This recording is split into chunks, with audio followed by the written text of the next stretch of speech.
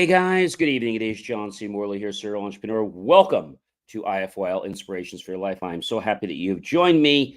Tonight is a Wednesday evening, July 26, 2023. And, excuse me.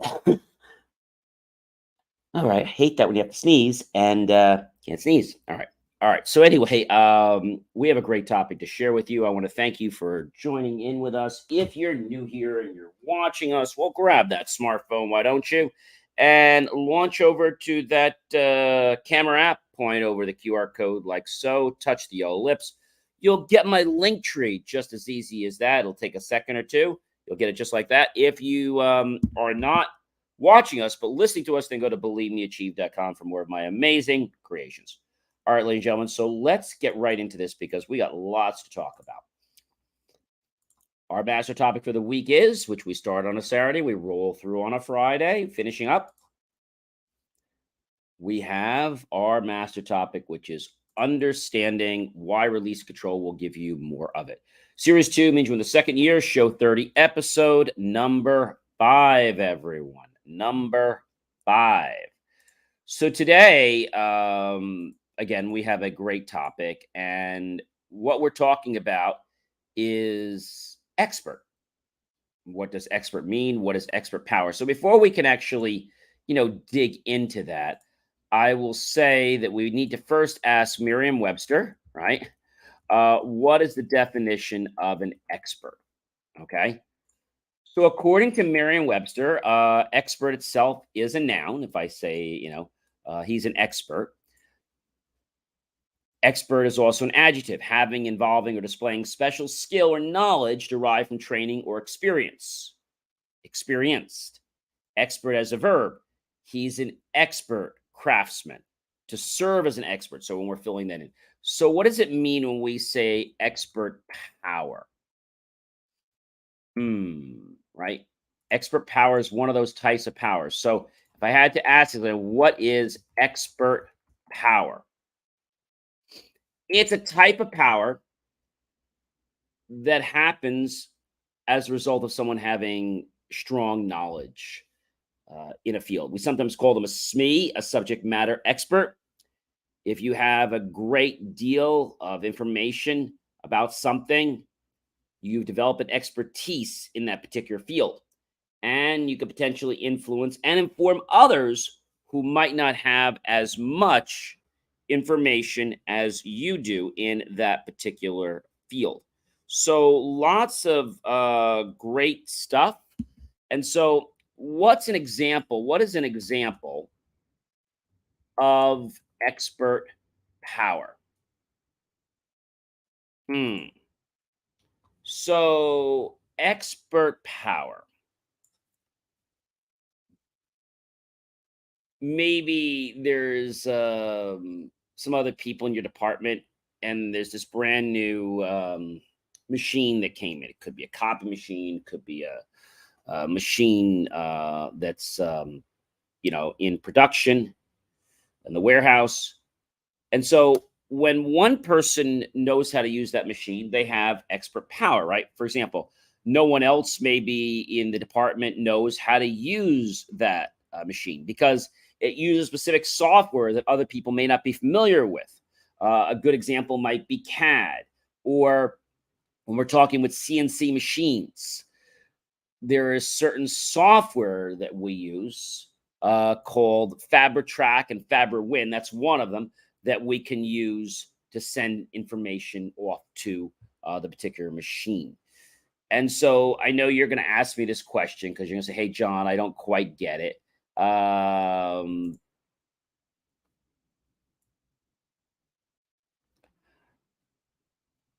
know, ladies and gentlemen, that it's pretty interesting, okay? But what is a CNC machine? So it's a computer numerical control machine, and they're automated machines, and they're operated by computers that execute programs for sequences of control commands, such as cut, move left, move right, weld, solder, drill, staple, a variety of different things. And CNC machines are the opposite of what old school devices were. They were manually controlled by hand wheels or levers, or mechanically automated by cams only. This is a big difference. Computer numerical control machine. They're extremely precise and they can do the same things over and over again with the same precision and literally no waste. So, a very basic CNC programming is pretty easy to learn, and it provides information to understand some information so the machine can do its job. And you need to understand basic math and have a little bit of understanding of how machines work. And with those two pieces of information, you probably could be programming a CNC machine relatively quickly. People say to me, John, do you have to be good at math to be a CNC machinist? So machinists have to use math on a daily basis to succeed at their job. If you don't understand basic math, well, going to be a little problem. Mathematics makes things easier for machinists. Okay. And mathematical skills and CNC machinists relies on numbers, measurements, and dimensions. So one must be skilled in mathematics, conversions, communication skills. It must be able to communicate clearly with other team members what's going on in the manufacturing process, because if you don't do that, then that could be a big problem. It could also be a lot of waste and a lot of miscommunications. So without getting too much into CNC machines, because we could talk a lot about CNC machines. There's CNC milling machines, there's CNC lathe machines that work to, cut pieces as they're rotated. There's CNC router machines, there's CNC plasma cutter machines, there's CNC electric discharge machines. And electric discharge machines, or EDM for short, involves creating a specific shape within a certain material by using electrical discharges or sparks. There's a CNC laser cutter. Okay. And so these are machines that operate on math very precisely, extremely precisely. If we don't understand math, then we're never going to go anywhere. Okay. We're just going to be so frustrated because we're not going to be able to do anything. Right. And so when I talk about expert power, I want to think about it a second. So, what are, let's say, the disadvantages of expert power? So, there is a downside to being an expert. Everyone comes to you for the answers. And so the thing about expert power is sometimes it can go to people's heads. Okay. And it's supposed to transfer information from one coworker to another so the rest of the team can be more efficient. Okay. There are disadvantages, ladies and gentlemen, of an expert leader, or what I'll say expert power. As I said, it can cause them to shut down and only use their brain and not their heart. And they're, let's say, unaware of how they're actually being. Now, are they doing this on purpose? No. Expert power is something we see a lot. Expert power could be in the medical field, could be engineering, could be construction, could be painting. It could be in any field. Okay. Are you still a little lost on that? So if I said to you, what is expert power? And you might still be wondering, what does that mean? It's a type of leadership. Okay. If you use your power too much, you actually can have people break away. Okay. From those that are trying to be around you. If you use it not enough, you'll lose respect and be walked over. So you have to have a balance of knowing how and when to exercise your expert power. Expert power doesn't come from a powerful person. Expert power can can just be anyone that just has some extra skills. Okay. There may be an employee who is an expert in, I don't know, let's say you're at a canvas company and they're expert at being a seamstress, but they're not good at putting the snaps in. Okay. And so, also, it can be in the medical field. Two surgeons could have basic skills that are equal. But if one surgeon happens to be an expert in a particular surgery and the hospital receives a patient that needs that surgery, then there'll be a shift in power toward the expert, such as a heart specialist, eye specialist, because he or she has more knowledge in that particular field. That doesn't mean anything wrong. It just means that he or she has more experience, more hours of practice. Okay. So we said that expert power is a balance because if you don't use it properly, people will disrespect you.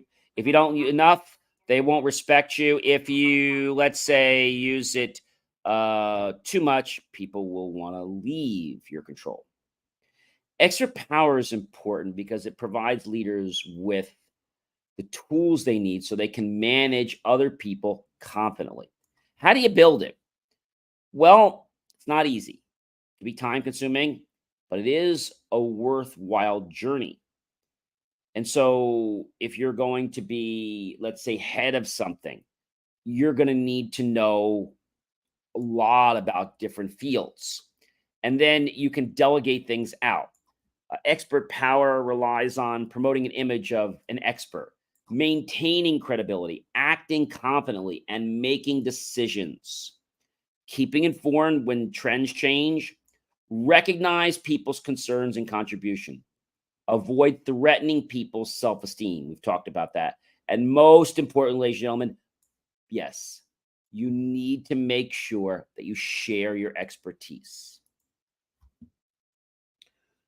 So, expert power is one of the powers under the leadership umbrella that is necessary to run a good ship, to run a good train, but to keep things intact. There always needs to be a certain amount of respect and needs to be a certain amount of control.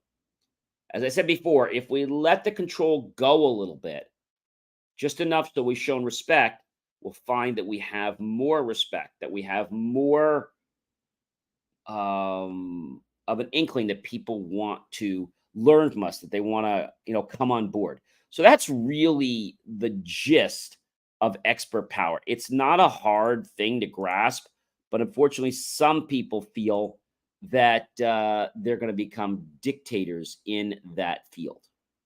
They're going to become dictators. And by becoming dictators, they might say, well, this is what we're going to do. This is what we're not going to do, right? That's how it works.